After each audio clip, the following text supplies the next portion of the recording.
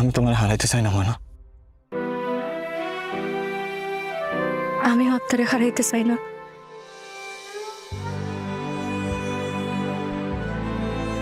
আমরা এই সমাজ ছেড়ে চলে যাবো, হ্যাঁ, দূরে কোথাও চলে যাবো, যেখানে একজনের কর্মফল আরেকজনের সাথে ভোগ করতে না হয়। আমার দিকে তাকাই আমার আব্বাই সব কিছু ছাইড়া দিছে। আমি তারে ছাড়া কেমনে থাকবো?